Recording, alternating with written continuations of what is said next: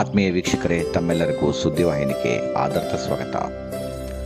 ಕರ್ನಾಟಕ ಸರ್ಕಾರ, ರಾಷ್ಟ್ರೀಯ ಹಬ್ಬಗಳ ಆಚರಣಾ ಸಮಿತಿ ಹಾನಗಲ್, ತಾಲೂಕಾಡಳಿತ, ಪುರಸಭೆ ಹಾಗೂ ಶಾಲಾ ಶಿಕ್ಷಣ ಇಲಾಖೆ ವತಿಯಿಂದ ತಾಲೂಕಾ ಕ್ರೀಡಾಂಗಣದಲ್ಲಿ 75ನೇ ಗಣರಾಜ್ಯೋತ್ಸವ ಕಾರ್ಯಕ್ರಮವನ್ನು ಅತ್ಯಂತ ಸುವ್ಯವಸ್ಥಿತವಾಗಿ ಆಚರಿಸಲಾಯಿತು. ಕಾರ್ಯಕ್ರಮದ ಧ್ವಜಾರೋಹಣವನ್ನು ತಾಲೂಕು ತಹಶೀಲ್ದಾರರು ದಂಡಾಧಿಕಾರಿಗಳಾದ ಶ್ರೀಮತಿ ರೇಣುಕಮ್ಮ ಎಸ್ ರವರು ನೆರವೇರಿಸಿದರು. ತದನಂತರ ಬಾಲಚಂದ್ರ ಅಂಬಿಗೇರ್, ಮರಿಗೋಳಪ್ಪನವರ್, ಬೀರಪ್ಪ ಅಣಜಿ, ನಾಗರಾಜ್ ಹೆಚ್, ಮಾನಸ ಪೂಜಾರಿ ತಂಡದಿಂದ ನಾಡಗೀತೆ, ರಾಷ್ಟ್ರಗೀತೆ ಮತ್ತು ರೈತಗೀತೆಯ ಗಾಯನ ಅತ್ಯಂತ ಸುಶ್ರಾವ್ಯವಾಗಿ ಮೂಡಿಬಂತು. 20ಕ್ಕೂ ಹೆಚ್ಚು ಶಾಲಾ ಕಾಲೇಜು ವಿದ್ಯಾರ್ಥಿಗಳು ಪಥಸಂಚಲನದಲ್ಲಿ ಅತ್ಯಂತ ಗೌರವ ಹೆಜ್ಜೆಯನ್ನು ಇಟ್ಟರು.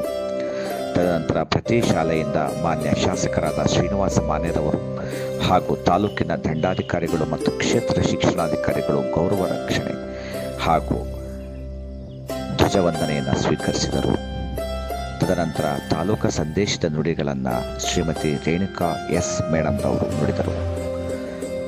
ನಂತರ ಕಾರ್ಯಕ್ರಮ ಉದ್ದೇಶಿಸಿ ತಾಲೂಕಿನ ಬಗ್ಗೆ ತಮಗಿರುವ ದೂರದೃಷ್ಟಿತ್ವವನ್ನು ವಿವರಿಸಿ ತಾಲೂಕಿನ ಶಾಸಕರಾದ ಶ್ರೀನಿವಾಸ ಮಾನೆರವರು ಮಾತಾಡಿದರು. ಹಾನಗಲ್ ತಾಲೂಕು ಅಭಿವೃದ್ಧಿಯಾಗಲು ಎಲ್ಲರ ಸಹಕಾರ ಅಗತ್ಯ, ಎಲ್ಲ ಶಾಲೆಗಳು ಸಬಲಗೊಳ್ಳಲು ಎಲ್ಲರ ಒಗ್ಗೂಡಿಕೆ ಮುಖ್ಯ ಹಾಗೂ ತಾಲೂಕಿನ ವಿವಿಧ ಇಲಾಖೆಗಳ ಯೋಜನೆಗಳ ಕುರಿತಾಗಿ ಅತ್ಯಂತ ಮನಮುಟ್ಟುವಂತೆ ಮಾತನಾಡಿದರು. ಕಾರ್ಯಕ್ರಮದಲ್ಲಿ ಹಾನಗಲ್ ತಾಲೂಕಿನ 9 ತಂಡಗಳು ಸಾಂಸ್ಕೃತಿಕ ಕಾರ್ಯಕ್ರಮಗಳನ್ನು ನೀಡಿದವು. ಕಾರ್ಯಕ್ರಮ ತುಂಬ ವೈಭವೋಪೇತವಾಗಿ, ಅತ್ಯಂತ ಸುಸಂಬದ್ಧವಾಗಿ, ಅತ್ಯಂತ ಆಕರ್ಷಣೀಯವಾಗಿ ಮೂಡಿಬಂದಿತು.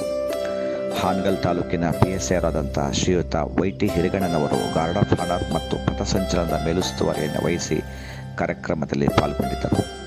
ಕಾರ್ಯಕ್ರಮದಲ್ಲಿ ಹಾನಗಲ್ ತಾಲೂಕಿನ ಕ್ಷೇತ್ರ ಶಿಕ್ಷಣಾಧಿಕಾರಿಯಾದ ಶ್ರೀಯುತ VV ಸಾಲಿಮಠ್, ಹಾನಗಲ್ ತಾಲೂಕು ಪಂಚಾಯಿತಿ ಇಒರಾದಂತಹ ದೇವರಾಜ್ರವರು, ಪುರಸಭೆಯ ಮುಖ್ಯಾಧಿಕಾರಿಗಳಾದ ಜಗದೀಶ್ ರವರು, ಪುರಸಭೆಯ ಸದಸ್ಯರು, ರೈತ ಮುಖಂಡರು ಹಾಗೂ ವಿವಿಧ ಸಂಘ ಸಂಸ್ಥೆಗಳ ಅಧ್ಯಕ್ಷರು, ಕಾರ್ಯದರ್ಶಿಗಳು ಹಾಗೂ ಸೈನಿಕರು ಉಪಸ್ಥಿತರಿದ್ದರು.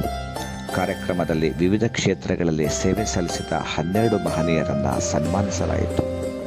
ಒಟ್ಟಿನಲ್ಲಿ 75ನೇ ಗಣರಾಜ್ಯೋತ್ಸವದ ಕಾರ್ಯಕ್ರಮ ಹಾನಗಲ್ ತಾಲೂಕಾ ಕ್ರೀಡಾಂಗಣದಲ್ಲಿ ಅತ್ಯಂತ ಕಳೆಗಟ್ಟುವಂತೆ ರಮಣೀಯವಾಗಿ ಮೂಡಿಬಂದಿತು. ವರದಿ ಮಾಲ್ತೇಶ್ ತುಮ್ರಿಕೊಪ್ಪ, ಹಾನಗಲ್.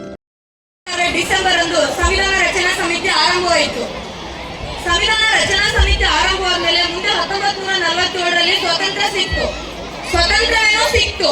ಆದರೆ ಅಂದಿನ 1947ರ ಪರಿಸ್ಥಿತಿ, ನಮ್ಮ ಭಾರತ ಹೇಗಿತ್ತು? ಬ್ರಿಟಿಷರು ನಮ್ಮ ಆಡಳಿತ ವ್ಯವಸ್ಥೆಯನ್ನ ಎಲ್ಲವನ್ನ ಸ್ವಹಿತಾಸಕ್ತಿಗೆ ಬೆಳೆಸ್ಕೊಂಡಿದ್ರು. ನಮ್ಮ ಕೃಷಿ ವ್ಯವಸ್ಥೆ ಹೇಗಿತ್ತು? ನಮ್ಮ ಜನತೆಯ ಪರಿಸ್ಥಿತಿ ಹೇಗಿತ್ತು? ಇಂಥ ಒಂದು ಎಲ್ಲಾ ಸವಾಲುಗಳನ್ನ ಹೇಗೆ ಮೆಟ್ಟಿ ನಿಲ್ಬೇಕು? ನಮ್ಮ ಮುಂದಿನ ದೇಶ ಹೇಗಿರ್ಬೇಕು? ಎಲ್ಲಾ ಪ್ರಜೆಗಳಿಗೂ ನಾವು ಸಮಾನತೆಯನ್ನ ಹೇಗೆ ತಲುಪಿಸಬೇಕು?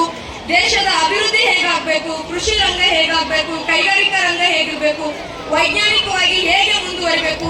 ಇಡೀ ವಿಶ್ವದಲ್ಲೇ ಭಾರತ ಹೇಗೆ ಮಾದರಿ ಆಗ್ಬೇಕಂತ ವಿಚಾರ ಮಾಡಿ ಸುಮಾರು 2.5 ವರ್ಷಗಳ ಕಾಲ 280ಕ್ಕೂ ಹೆಚ್ಚು ಸದಸ್ಯರು, ವಿವಿಧ ಸಮಿತಿಗಳ ಮುಖಂಡರು ಮತ್ತು ಕರಡು ರಚನಾ ಸಮಿತಿಯ ಅಧ್ಯಕ್ಷತೆ ವಹಿಸಿರ್ತಕ್ಕಂಥ ಡಾಕ್ಟರ್ BR ಅಂಬೇಡ್ಕರ್ ಅವರ ನೇತೃತ್ವದಲ್ಲಿ ಇಂಥ ಒಂದು ಪ್ರಪಂಚದಲ್ಲೇ ಶ್ರೇಷ್ಠವಾಗಿರ್ತಕ್ಕಂಥ ಸಂವಿಧಾನವನ್ನ ರಚಿಸಿ ಎಲ್ಲರೂ ಸಹಮತದಿಂದ ಒಮ್ಮತದಿಂದ ಒಪ್ಪಿಕೊಂಡು ಇವತ್ತಿನ ದಿನ ಜನವರಿ 26, 1950ರಂದು ನಮಗೆ ನಾವು ಅಂಗೀಕರಿಸಿಕೊಂಡಿರ್ತಕ್ಕಂಥ ದಿನ ಇವತ್ತು. ನಾವು ಪ್ರತಿನಿತ್ಯ ಪತ್ರಿಕೆ ನಾವು ಇಲ್ಲಿ ಹೇಳಬೇಕಾಗ್ತದೆ. ಕಳೆದ 8 ತಿಂಗಳಿಂದ ಅನೇಕ ವರ್ಷದಿಂದ ನೆನೆಗುದಿಗೆ ಬಿದ್ದಂತಹ ಕುಡಿಯುವ ನೀರಿನ ಯೋಜನೆಗಳು, ಬಹುಗ್ರಾಮ ಕುಡಿಯುವ ನೀರಿನ ಯೋಜನೆಗಳು, ಪ್ರತಿ ಮನೆಗೆ ನಳ ಕೊಡುವ ಮೂಲಕ, ನದಿಗಳ ನೀರನ್ನ ಜೋಡಣೆ ಮಾಡುವ ಮೂಲಕ ಗುಣಮಟ್ಟದ ನೀರನ್ನ ಕೊಡಬೇಕನ್ನುವಂತ ಯೋಜನೆ ಇವತ್ತು ಬಹುಗ್ರಾಮಗಳ ಕನಸು ಯೋಜನೆ, ಕೂಡಲ ಬಹುಗ್ರಾಮಗಳ ಯೋಜನೆ ಈಗಾಗಲೇ ಕಳೆದ ಕ್ಯಾಬಿನೆಟ್ನಲ್ಲಿ ಅನುಮೋದನೆ ಆಗಿದೆ. ಚಿಕಾಂಶಿ ಹೊಸೂರು ಹಂಸವಾರಿ ಯೋಜನೆ, ಉಪ್ಪುಂಚಿ ಯೋಜನೆ, ಕುಸೂರು ಯೋಜನೆ, ಇವೆಲ್ಲ ಅನೇಕ ವರ್ಷಗಳಿಂದ ನೆನೆಗುದಿಗೆ ಬಿದ್ದಂಥದ್ದು ಕಳೆದ 8 ತಿಂಗಳಲ್ಲಿ ಇದಕ್ಕೆ ಅನುಮೋದನೆ ಆಗಿ ಇವತ್ತು ಆ ಕಾರ್ಯಕ್ರಮ ಕಾಮಗಾರಿ ಪ್ರಾರಂಭ ಆಗುವಂತ ಹಂತದಲ್ಲಿದೆ ಅಂತ ಈ ಸಂತೋಷದ ಸುದ್ದಿಯನ್ನು ಈ ಸಂದರ್ಭದಲ್ಲಿ ಹಂಚಿಕೊಳ್ಳಿಕ್ಕೆ ಬಯಸ್ತಾ ಇದ್ದೇನೆ. ಜೊತೆಗೆ ಸುಮಾರು ರಾಜ್ಯ ರಸ್ತೆ ಹೆದ್ದಾರಿಕೆ, ಗ್ರಾಮೀಣ ರಸ್ತೆಗಳು, PWD ರಸ್ತೆಗಳು ಇವೆಲ್ಲದ ಗಮನಿಸಿದಾಗ ಸುಮಾರು 70 ಕೋಟಿಯಷ್ಟು ಅನುದಾನ ಈಗಾಗಲೇ ಈ ತಾಲೂಕಿನ ರಸ್ತೆಗಳ ಸುಧಾರಣೆಗೆ ಸರ್ಕಾರದಿಂದ ಬಿಡುಗಡೆಯಾಗಿದೆ. ಜೊತೆಗೆ ಇಲ್ಲಿವರೆಗೆ ಕಳೆದ 8 ತಿಂಗಳಲ್ಲಿ ನಾವು ಗಮನಿಸಿದಾಗ ಸರಿ ಸುಮಾರು 150 ಕೋಟಿ ಅಭಿವೃದ್ಧಿಗೆ ಈ ತಾಲೂಕಿಗೆ ಅನುದಾನವನ್ನ ಸರ್ಕಾರ ಒದಗಿಸಿದೆ ಅನ್ನೋದನ್ನು ಕೂಡ ನಾನು ಈ ಸಂದರ್ಭದಲ್ಲಿ ಹೇಳಬೇಕಾಗ್ತದೆ. S1 ನ್ಯೂಸ್ ಕನ್ನಡ, ಇದು ಭರವಸೆಯ ಸಂಕೇತ.